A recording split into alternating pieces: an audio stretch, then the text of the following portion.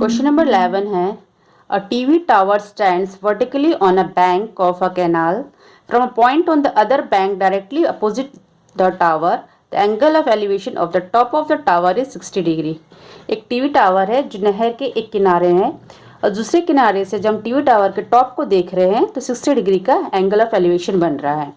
From another point 20 meter away from this point on the line joining this point on the foot of the tower, the angle elevation of the top of the tower is 30 degree. इस C point से D point तक 20 metre की दूरी से फिर उस tower के top को देख रहे हैं तो 30 डिग्री का एंगल बन रहा है। Find the height of the tower, tower की हाइट और width of the canal, canal की विड्थ CB, ये हमको फाइंड आउट करना है। एक टीवी टावर है, इसको हम AB ले लेते हैं और इसके यहाँ से एंगल ऑफ एलिवेशन बन रहा है इसके टॉप पर 60 डिग्री का। 20 मीटर अगर हम यहाँ से यहाँ चलते हैं तो एंगल ऑफ एलिवेशन बनता है 30 डिग्री का। ये हमारा हो गया ABCD। अब देखिए इस ट्रायंगल में और इस ट्रायंगल में ना हमको P पता है, इसका परपेंडिकुलर भी नहीं मालूम है, इसका बेस भी नहीं मालूम है। लेकिन जब हमको परपेंडिकुलर नहीं पता है तो हम इसको ले लेते हैं H, हाइट को, टीवी टावर की हाइट H ले लेते हैं और बेस ले लेते हैं X। इससे हम इस छोटे ट्रायंगल का हम H निकाल लेंगे, फिर बड़े ट्रायंगल से H निकाल लेंगे, फिर दोनों के H को इक्वेट करके हम क्वेश्चन सॉल्व कर लेंगे। तो ले लेते हैं पहले इन राइट ट्रायंगल ABC।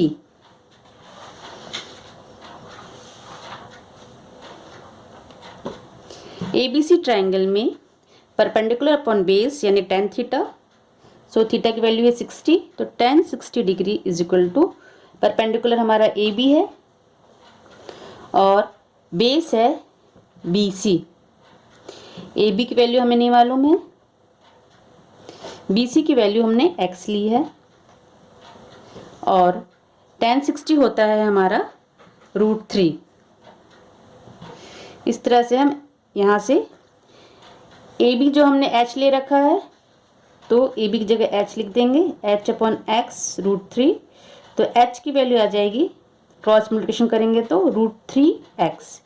ये हमारा हो गया पहला, यहाँ से हमको एक H मिल गया। और दूसरा H हम बड़े ट्रायंगल में निकालेंगे, इन राइट ट्रायंगल ABD। यहाँ पर भी tan 30 लेंगे perpendicular upon base, so tan 30 is equal to perpendicular हमारा AB है, बेस है DB जिसपे DC प्लस CB होता है, तो बेस DB, तो DB को हम लिख सकते हैं DC प्लस CB। tan 30 की वैल्यू होती है 1/√3। AB जो है हमने H लिया है और DC is 20 metre and CB is X, 20 plus X। यहाँ से हम H की वैल्यू निकाल लेंगे, सो क्रॉस मल्टीप्लिकेशन करने से H √3 is equal to 20 plus X, H is equal to 20 plus X upon √3। ये हमारा दूसरा मिल गया। अब देखिए फ्रॉम 1 and 2 दोनों H को हम लोग इक्वेट कर देंगे, तो फर्स्ट H हमारा मिला था √3x is equal to 20 plus X upon √3। यहाँ से हमको X की वैल्यू मिल जाएगी √3, ये √3 इधर आएगा, इंटू हो जाएगा X 20 plus X, √3 into √3 3x, ये X इधर ले आएंगे तो X हो जाएगा minus X is equal to 20, 3x minus X 2x is equal to 20, X is equal to 20 upon 2 which is equal to 10। तो ये यहाँ पे हमारी X की वैल्यू आ गई जो कि 10 मीटर है, मीन्स BC का डिस्टेंस हमको 10 मीटर मिल गया। अब इस X की वैल्यू को हम इक्वेशन 1 में डालेंगे तो हमको यहाँ से H की वैल्यू मिल जाएगी।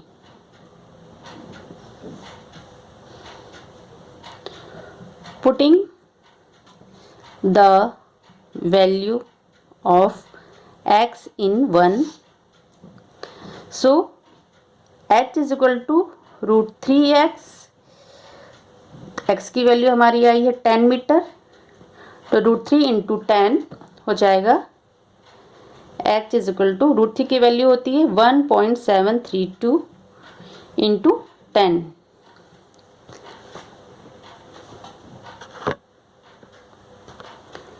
वन 1.732 इंटू 10 होता है, पॉइंट इधर खिसक जाएगा, इंटू है तो 17.32 मीटर। देयरफॉर हाइट भी निकल आई हमारे इससे, height of the tower is 17.32 metre. So इस तरह से हमारा ये सॉल्व होता है। क्वेश्चन 12 है, from the top of a 7 metre high building the angle of elevation of the top of the cable tower is 60 degree and the angle of depression of its foot is 45 degree. Determine the height of the tower. एक 7 metre high building है,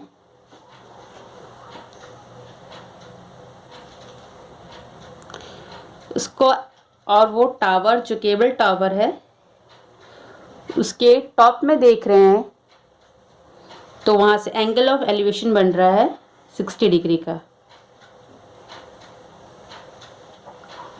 यहाँ पे 60 degree बन रहा है, और building के top से अगर हम टावर के फुट को देख रहे हैं तो एंगल ऑफ डिप्रेशन बन रहा है 45 डिग्री का।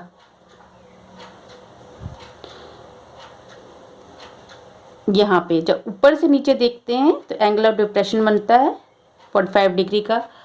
तो यहाँ हम नाम लिख देते हैं ए बी सी टी ई। ये हमारी बिल्डिंग है और ये हमारा केबल टावर है।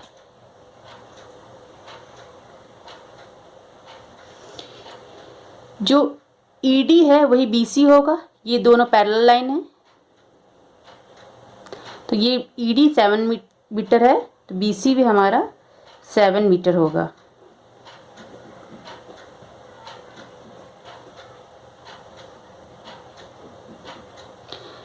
अगर ये दोनों पैरेलल है तो ये एक ट्रांसवर्शियल हुआ, तो ये एंगल और ये एंगल अल्टरनेट एंगल हो गया। अगर ये 45 है तो ये भी 45 डिग्री होगा। तो पहले हम इस ट्रायंगल में देखते हैं, इन ट्रायंगल ई डी सी, पहले इस ट्रायंगल में देखते हैं। तो क्योंकि यहाँ हमारे परपेंडिकुलर पता है, बेस निकालना है।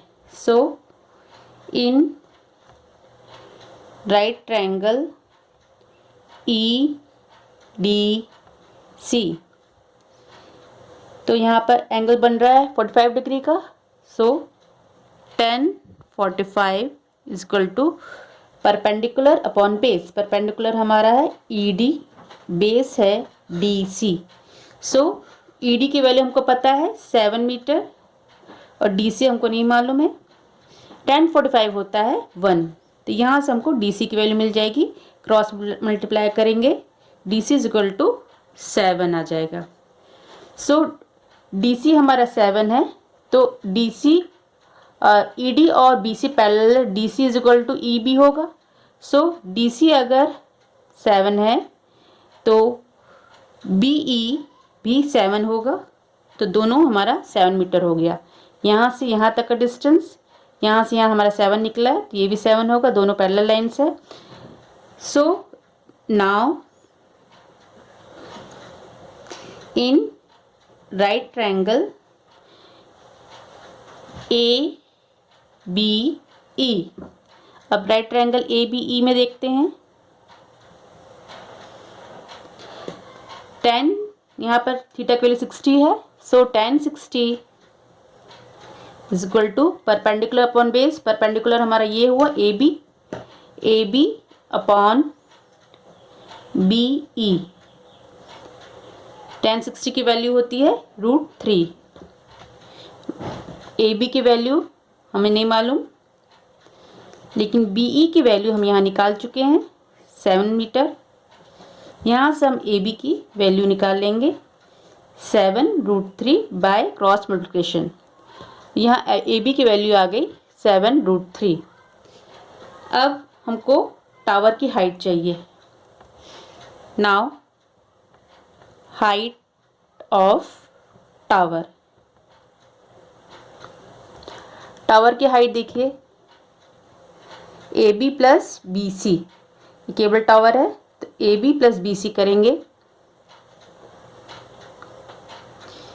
ए C is equal to A B plus B C. A B हमारा निकला 7√3, बी सी हमारा पहले से पता था 7 मीटर, दोनों में 7 है, 7 कॉमन निकाल लिए। √3 + 1, √3 की वैल्यू होती है, वैल्यू पुट कर देंगे 1.732 + 1, तो ये आ जाएगा 7 × 2.732, दोनों को इंटू करेंगे तो आएगा 19.125 मीटर। ये हमारा हो गया height of the tower. Question number 13 है, as observed from the top of a 75-meter high lighthouse from the sea level, the angles of depression of two ships are 30 degree and 45 degree. If one ship is exactly behind the other on the same side of the lighthouse, find the distance between the two ships. एक light house है जो कि जिसकी height है 75 metre.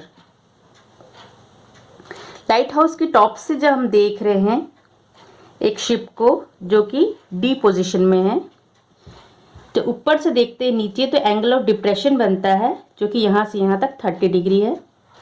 और जब उसी light house की टॉप से हम एक और शिप को देख रहे हैं जो कि सी पॉइंट पे है और दोनों पिक के बीच का डिस्टेंस हमको फाइंड आउट करना है। और तो यहाँ पे एंगल ऑफ डिप्रेशन बन रहा है पूरा 45 डिग्री का। ये ए है, ये बी, ये सी और ये डी, और 75 मीटर हाइट है लाइट हाउस की।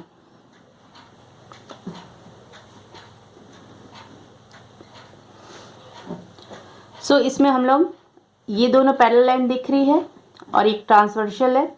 अगर ये 30 डिग्री है तो ये भी 30 डिग्री होगा, अल्टरनेट एंगल। उसी प्रकार यहाँ पर अगर ये 45 डिग्री है तो ये भी 45 डिग्री होगा।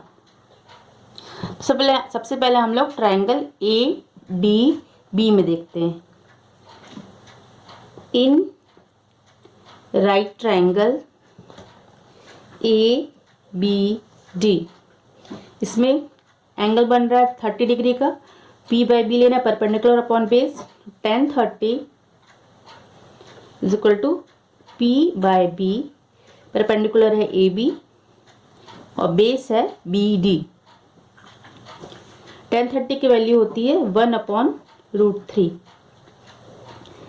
ए बी का वैल्यू है 75 मीटर एंड बी डी हमको फाइंड आउट करना है।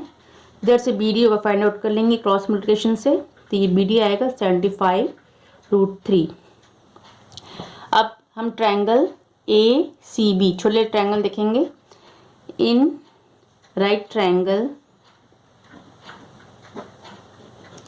A B C, tan 45 degree is equal to A B upon D B, perpendicular upon base, sorry C B, base ये होगा।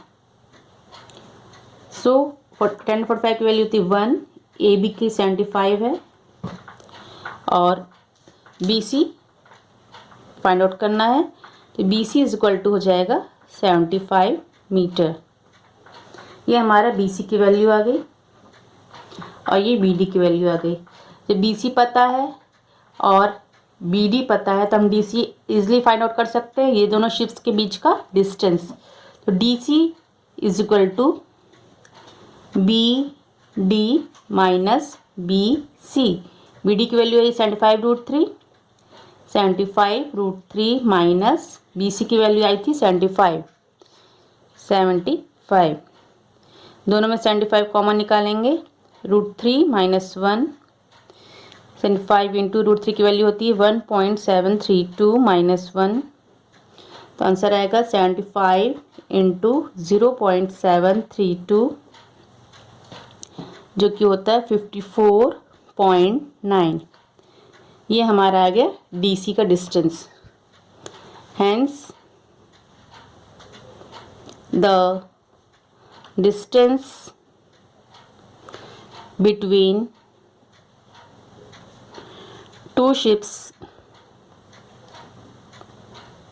is 54.9 meter।